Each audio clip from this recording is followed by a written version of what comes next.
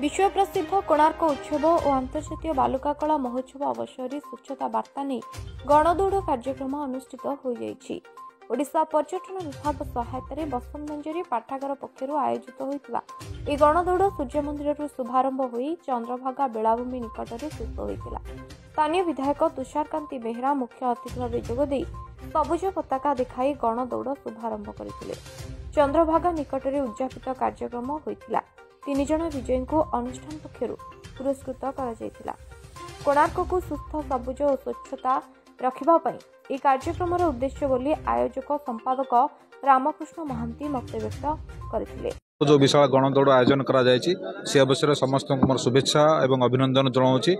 ओडिशार विभिन्न प्रांत जो मैंने आसछन्ति उद्योक्ता आरंभ कर सहयोगी बुद्धिजीवी समस्त सामाजिक बंधु छात्र छात्री युवक माने जो मैंने अंशग्रहण करते शुभेच्छा जनइबी जे कोणार्क जो अर्क क्षेत्र जो सूर्य मंदिर पाई सारा विश्व में प्रसिद्धि लाभ करुच्ची।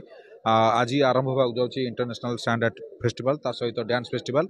यहाँ केवल जे राज्य सरकार गौरव बहन करुच्ची नुहे एटा कोणार्क पाई सारा विश्व में तार गोटे स्वतंत्र परिचय सृष्टि करने गोटे प्रयास एवं जो गणदौड़ माध्यम जनसचेतनता कार्यक्रम कर आशा करुच्ची आगामी दिन में आहरी अधिक संख्यार समस्त सहयोगी मैंने सहयोग करूँ ए जॉइन करूँ एवं ये अवसर में कहूँ चाहूँगी आज इंटरनेशनल एड्स डे तेणु समस्त स्वास्थ्य प्रति सचेतन रुहतु एवं केवल ओडिशा नुहे सारा भारत वर्ष किपरि एड्स दूरीकरण हम से दिगरे सचेतनता सृष्टि करूँ।